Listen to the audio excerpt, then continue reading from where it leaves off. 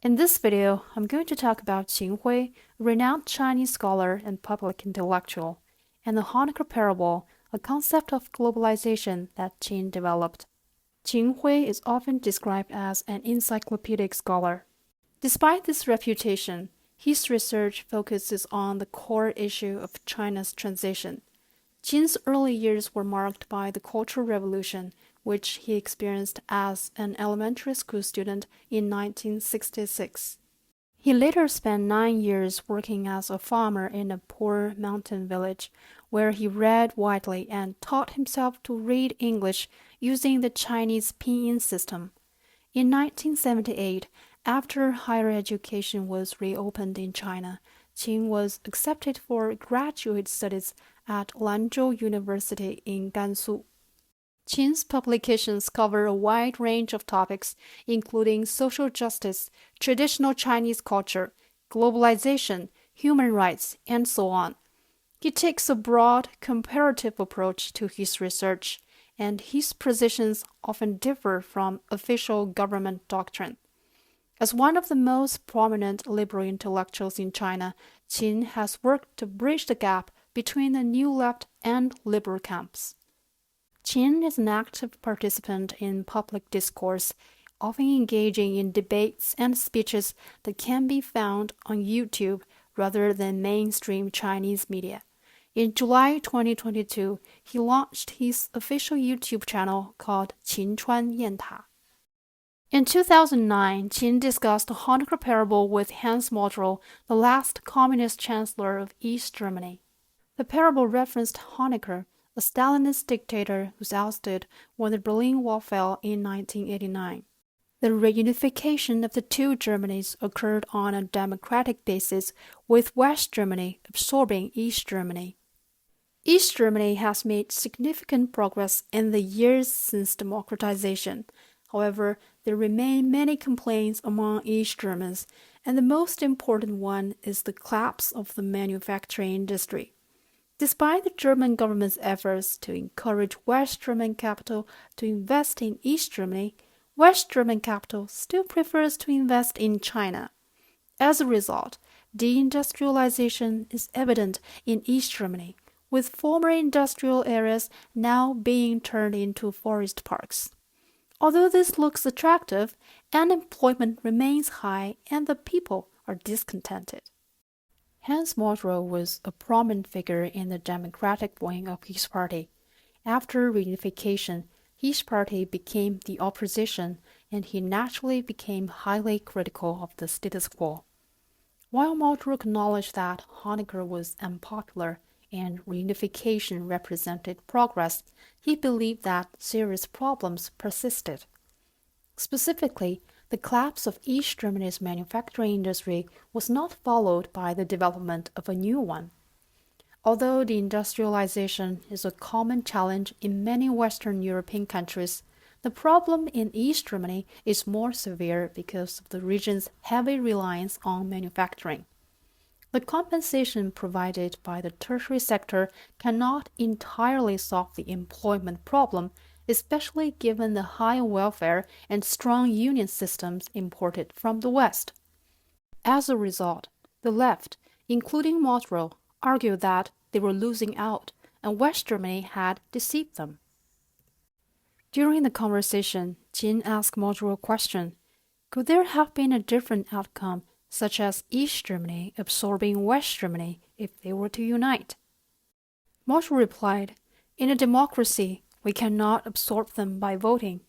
With West Germany's population of 60 million and East Germany's population of only 16 million, it would be impossible for us to overpower them with one person, one vote. Qin then proposed a hypothetical scenario to Modrow, saying that if Honecker had successfully suppressed the democratization of East Germany, the Berlin Wall would still exist, and East Germans would continue to lack democracy, freedom, and human rights. However, Honecker's visits to Paris and Las Vegas exposed him to the outside world and led him to open up to economic integration with West Germany. This integration allowed West German capital to invest in East Germany and for goods produced in East Germany to be sold in the West.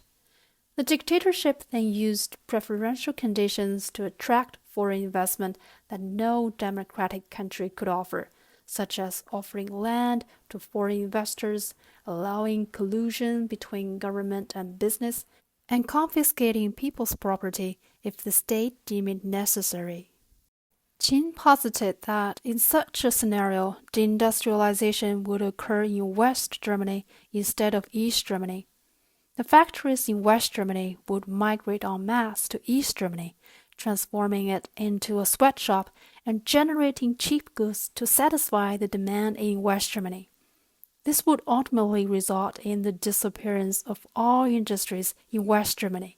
People would either have to relocate to East Germany or compete against the cheap goods produced there.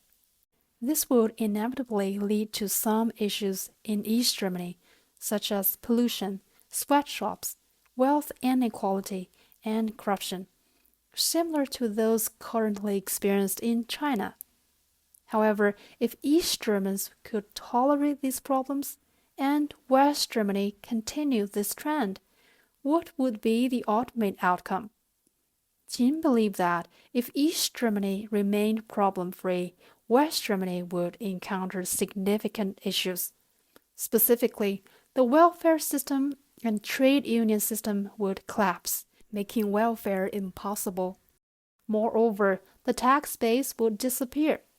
And what bargaining power does labor have now that capital is gone?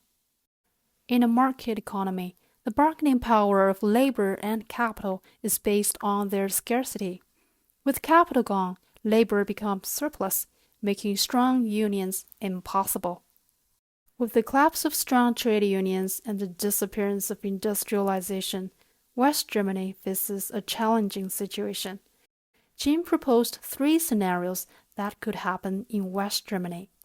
The first one is to adopt trade protectionism, which involves building the Berlin Wall and rejecting any free trade. This option comes at a high moral cost, as West Germany has traditionally advocated for free trade. The second scenario is for West Germany to learn from East Germany's advantages, such as low human rights standards, in order to compete with East Germany.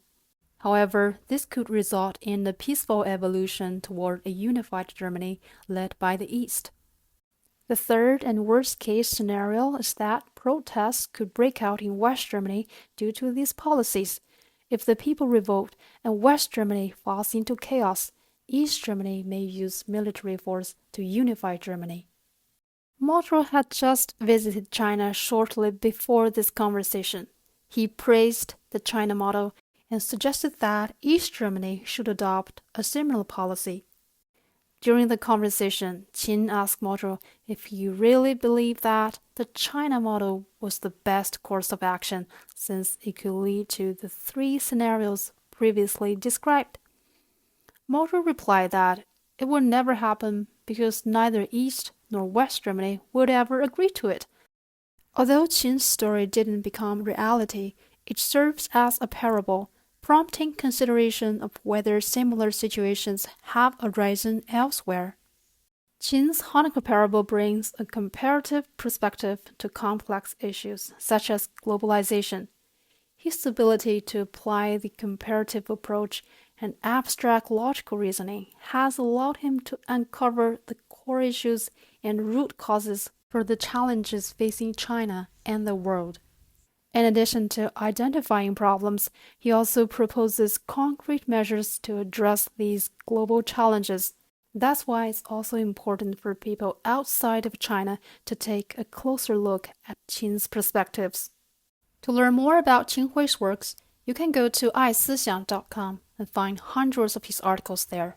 For English audiences, David Ownby, a professor of history at the University of Montreal, has created a website called Reading the China Dream, which is a great resource for checking out the works of Chinese intellectuals. And there's quite a few English translations of Qin's recent works. I hope this video inspires you to explore impactful and complex topics by learning more about Qin Hui's works. Thanks for watching and see you next time.